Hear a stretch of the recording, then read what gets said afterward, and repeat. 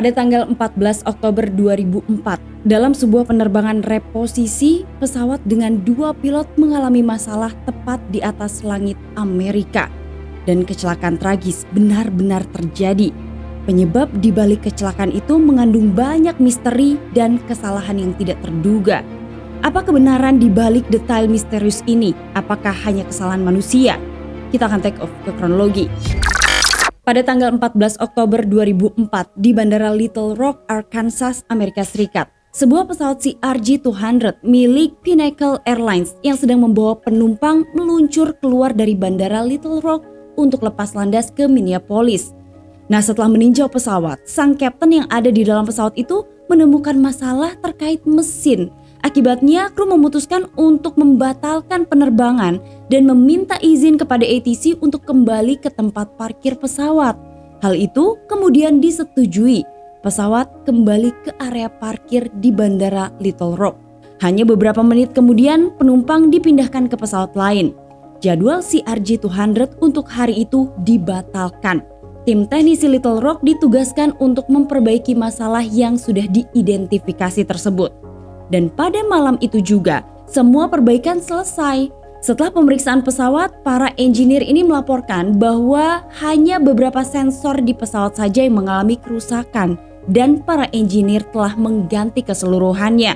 Akhirnya, pesawat CRJ-200 itu dipastikan dalam kondisi baik dan memenuhi syarat untuk melanjutkan operasi. Kemudian diketahui maskapai Pinnacle Airlines membutuhkan pesawat tersebut berada di Bandara Internasional Minneapolis-St. Paul untuk penerbangan keesokan paginya. Sehingga ada 2 pilot yang kemudian diberi tugas untuk menerbangkan CRJ-200 ke Minneapolis. Setelah menerima informasi mengenai penerbangan itu, kedua pilot tidak dapat menyembunyikan kegembiraan mereka. Nomor penerbangan 3701 adalah penerbangan rute dari Bandara Little Rock ke Bandara Minneapolis dengan jarak penerbangan sekitar 1.100 km yang diperkirakan akan terbang selama 1 jam 30 menit. Seperti yang disebutkan sebelumnya, penerbangan ini hanya diisi 2 pilot tanpa penumpang. Kaptennya adalah Jesse Rhodes, berusia 31 tahun. Ketika itu, ia telah memiliki 6.900 total jam terbang, di mana 973 jam diantaranya menggunakan CRJ-200. Kapten juga diketahui mengoperasikan pesawat mewah seperti Gulfstream, salah satu merek pesawat termahal di dunia. Ia dikenal sebagai pilot yang lucu dan mudah berteman. Menemani sang kapten ada seorang first officer bernama Peter Cesars, 23 tahun. Ia masih sangat muda. Ia hanya memiliki 761 total jam terbang dengan 222 jam di pesawat CRJ-200. First Officer Peter adalah pilot komersial baru yang dilatih di Gulfstream Academy. Kebetulan, First Officer Peter juga sebelumnya bekerja untuk merek pesawat mewah Gulfstream. Ia bekerja dengan sang kapten. Nah, oleh karena itulah kedua pilot tersebut sangat dekat. Sementara kedua pilot itu diketahui akan menerbangkan pesawat bombardir CRJ-200 dengan nomor registrasi N8396A. Pinnacle Airlines menyewa pesawat itu dari maskapai Northwest Airlines dan pesawat itu diproduksi pada tahun 2000. Usianya 4 tahun pada saat mengalami kecelakaan dan telah mengumpulkan 10.168 total jam terbang. Di hari yang naas itu, kita akan sama-sama mengetahui detik demi detik kekonyolan yang dilakukan oleh kedua pilot dalam penerbangan 3701. Pada pukul 21:21 malam waktu setempat, pesawat mulai lepas landas. Mesin pesawat sudah menderu dan pilot melapor bahwa mereka siap lepas landas dari runway 24. Pinnacle Airlines 3701 mengikuti instruksi ATC. Pesawat mulai meluncur di landasan pacu dan mulai lepas landas menuju ke langit malam. Setelah meninggalkan Little Rock, pesawat itu terus naik mencapai ketinggian jelajah yang ditentukan tanpa harus berinteraksi dengan penumpang atau melakukan tugas terkait seperti penerbangan pada umumnya. Namun ternyata dengan situasi seperti itu, kedua pilot nampaknya merasa bosan. Sekitar 10 menit setelah pesawat itu lepas landas, kapten tiba-tiba saja memberikan ide yang sangat berani. Dia ingin mengoperasikan pesawat dengan cara yang menurutnya lebih menarik. Ternyata saat itu ide dari kapten disetujui oleh first officer. Aksi pertamanya ini didorong oleh persetujuan First Officer sehingga membuat Captain semakin bersemangat dan percaya diri dengan idenya. Pertama, Captain membuat pesawat itu naik tajam dengan kecepatan lebih dari 3.000 kaki per menit. Tekanan di dalam kabin meningkat menjadi 26 kali lipat dari keadaan normal. Kedua pilot itu terus tertawa dan bersenang-senang. Bahkan Captain berkata, "Wow, ini sangat luar biasa." Dan First Officer saat itu merespon dengan mengatakan, "Ini benar-benar luar biasa. Izinkan saya mencobanya lain kali." Dengan kata lain, mereka sangat menikmati situasi itu. Setelah menstabilkan pesawat, mereka mulai mendaki lagi ke ketinggian jelajah yang direncanakan, yaitu 33.000 kaki. Lalu sekitar 5 menit kemudian, Pinnacle 3701 masih mendaki sekitar 14.000 kaki. Dan di titik inilah First Officer meminta kepada Captain untuk bergantian kursi. Nah, saat itu First Officer ingin mencoba mengendalikan pesawat. Ia ingin duduk di kursi Captain untuk pengalaman barunya. Kedua pilot melakukan beberapa hal liar setelah berganti kursi. Keduanya terus bercanda dan siap untuk aksi kedua. Ketika itu autopilot dimatikan dan First Officer mengambil kendali mirip dengan apa yang dilakukan Captain sebelumnya. Ia mulai menarik hidung pesawat dengan sangat tajam ke atas dengan ekspresi yang sangat bersemangat karena ia sempat berteriak, "Let's go!" Selama manuver kedua ini pesawat mengalami tekanan sekitar 1,8 G. Pesawat naik dengan kecepatan hampir 4.500 kaki per menit. Tidak hanya itu, mereka juga sengaja membiarkan kecepatan pesawat terus turun hingga mendekati kondisi stall. Dan pada saat itu kedua pilot terus menikmati situasi yang terjadi. Captain terdengar mengambilkan minuman soda untuk First Officer-nya. Ini adalah situasi yang sulit dibayangkan. Mereka melakukan permainan di udara. Nah, ternyata kedua pilot itu mencoba untuk menstabilkan lagi pesawat. Dan mereka terus memikirkan permainan baru apa yang akan mereka lakukan dengan burung besi itu. Lantas kemudian keduanya berpikir untuk menggoyangkan pesawat sedikit demi sedikit. Maka kemudian yang dilakukan oleh kedua pilot itu adalah mereka menggerakkan rudder.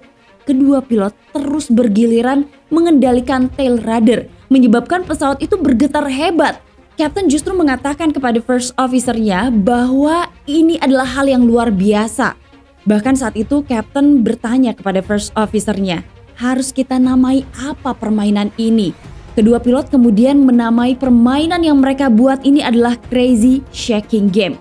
Permainan ini dianggap sebagai uji ketahanan pesawat, tapi hal ini tidak masuk akal. Kedua pilot terus menyesuaikan rudder dengan kecepatan tinggi dan ini adalah hal yang sangat berbahaya. Tapi kedua pilot ini tidak menghentikannya. Kedua pilot menjadi lebih bersemangat dari sebelumnya. Mereka tidak menyadari bahwa kesenangan mereka telah memulai sebuah tragedi yang sangat mengerikan. Kalian mungkin tidak akan pernah membayangkan apa yang dilakukan kedua pilot ini di detik-detik berikutnya. Jadi setelah kedua pilot ini bosan dan terus-menerus menggunakan kemudi, keduanya muncul dengan ide baru. Nah, kali ini mereka lebih berani lagi. Sebenarnya diketahui bahwa si RJ-200 memiliki kemampuan terbang maksimum pada ketinggian 41.000 kaki. Dan kedua pilot itu ingin pesawat mencapai ketinggian maksimum tersebut. Captain bertanya kepada First Officer-nya, "Apakah Anda ingin mencoba naik ke ketinggian 41.000 kaki?" Dan First Officer menjawab, "Ide bagus, Captain. Ayo kita bergabung ke klub 41.000 kaki." Dan pada saat itu Captain langsung meminta izin kepada ATC. Jam 21.35 malam waktu setempat, Captain menghubungi area control center untuk meminta perubahan ketinggian penerbangan. ATC bertanya, ada masalah apa sehingga pesawat ingin naik ke ketinggian 41.000 kaki? Nah, pada saat itu Captain hanya menjawab, "Kami tidak memiliki penumpang, jadi kami memutuskan untuk mencoba naik ke ketinggian 41.000 kaki." Lalu izin diberikan oleh ATC. Pada pukul 21.36 malam waktu setempat, ATC memberikan izin dan pesawat naik ke ketinggian jelajah baru. Segera setelah bosan dengan kontrol manual, kedua pilot langsung mengaktifkan kembali autopilot. Mereka mengatur autopilot ke mode vertical speed. Mode vertical speed ini adalah fitur di sistem autopilot pesawat yang memungkinkan pilot untuk mengatur dan mempertahankan tingkat pendakian atau penurunan tertentu ketika mode ini diaktifkan. Nah, pesawat menyesuaikan sudut pitch-nya untuk mencapai tingkat perubahan ketinggian yang diinginkan. Meskipun batas atas yang ditetapkan adalah 41.000 kaki, sebenarnya pihak maskapai sendiri membatasi penerbangan di bawah 40.000 kaki untuk menjamin keselamatan penerbangan. Nah, hal itu sebenarnya dilakukan karena pada ketinggian yang terlalu tinggi, kepadatan udaranya rendah yang dapat menyebabkan kurangnya udara di ruang bakar mesin. Nah, bila tidak cukup udara, maka hal itu akan mematikan ruang bakar sehingga menyebabkan mesin pesawat CRJ200 itu mati. Nah, sistem autopilot CRJ200 bekerja serupa dengan model pesawat lainnya. Namun dalam hal ini, pemilihan mode vertical speed untuk mendaki hingga 41.000 kaki tidaklah tepat. Nah, mode vertical speed jarang digunakan di ketinggian 41.000 kaki pada pesawat CRJ karena dalam mode ini komputer hanya berfokus pada mempertahankan ketinggian yang ditentukan tanpa mempertimbangkan kecepatan. Sehingga jika kecepatan pesawat turun ke tingkat berbahaya, pesawat akan memprioritaskan atau mempertahankan ketinggiannya. Kembali ke penerbangan 3701, saat pesawat itu menanjak, kedua pilot mulai berbicara tentang kegembiraan mereka bergabung dalam klub 41.000 kaki.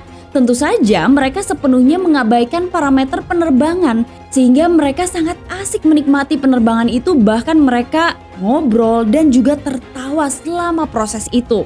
Kapten tidak menyadari bahwa kecepatan pesawat terus turun, sedangkan yang menjadi fokus para pilot pada saat itu adalah mereka harus tetap terbang mencapai 41.000 kaki. Karena seperti diketahui banyak pilot yang mengoperasikan pesawat pada ketinggian ini, sehingga kedua pilot di penerbangan itu tetap berusaha untuk membawa pesawat naik ke level 41.000 kaki. Kecepatan rendah menyebabkan hidung pesawat mulai terangkat lebih tinggi, sehingga mengurangi masuknya udara ke dalam mesin. Belum lagi, udara sangat tipis di ketinggian itu. Pada titik itulah kru menyadari bahwa ketika pesawat mencapai ketinggian 41.000 kaki, hidungnya sangat tinggi dan kecepatannya sangat rendah. Selain itu, sistem kelistrikan pesawat menunjukkan tanda-tanda kegagalan. Saat itu kapten ternyata mulai menyadari sesuatu.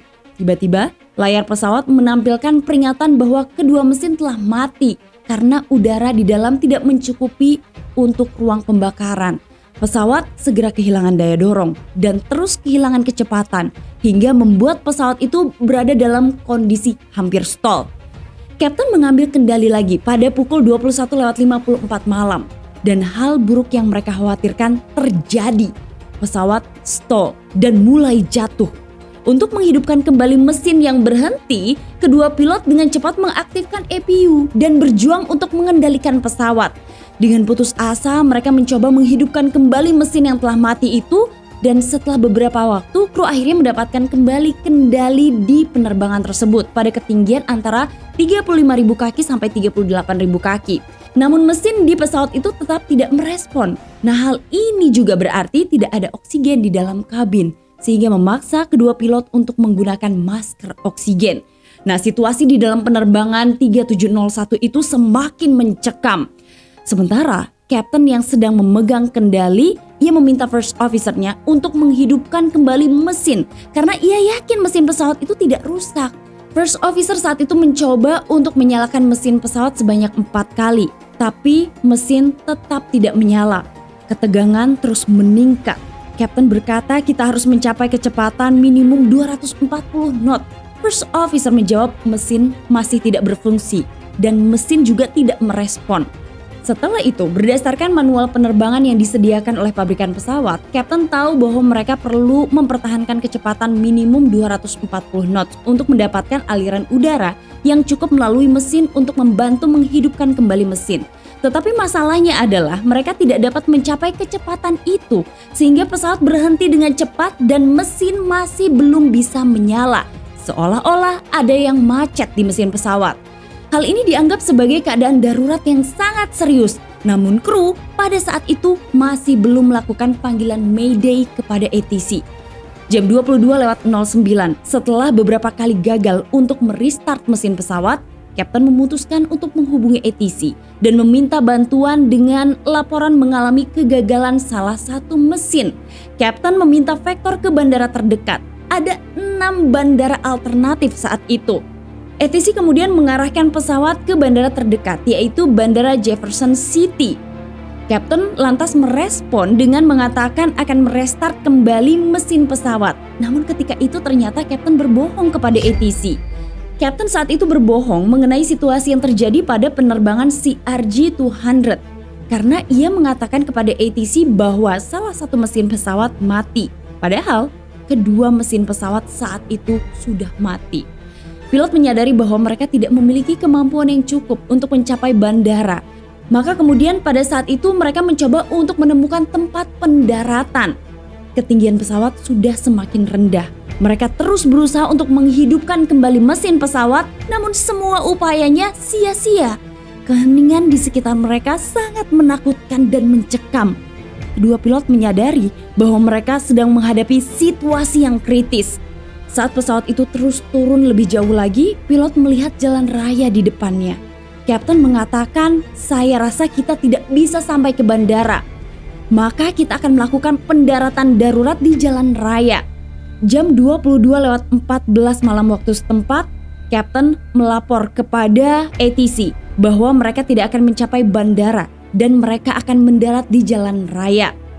ATC saat itu meminta kepastian posisi pesawat, namun ATC tidak mendapatkan respon apapun dari kedua pilot. Mereka terus mengulangi pertanyaan tapi hanya menerima keheningan dari pesawat CRJ-200. Dengan kata lain, tidak ada jawaban dari kedua pilot. Nah ternyata saat itu pilot sedang berjuang. Kapten mencoba memikirkan situasi di daratan untuk meminimalkan kerusakan. Kedua pilot memutuskan untuk tidak menurunkan roda pendaratan karena jika roda pendaratannya diturunkan, pesawat akan menabrak banyak rumah dan kendaraan yang ada di dekatnya. Saat mereka terus mendekati jalan raya, Kapten melihat terlalu banyak kendaraan dan ia memutuskan untuk menggagalkan pendaratan di jalan raya. Sehingga kemudian pesawat itu mulai menabrak hutan, menabrak pepohonan dan gudang tua. Setelah itu pesawat meledak dengan sangat hebatnya. Pesawat itu jatuh pada pukul 22:15 malam waktu setempat.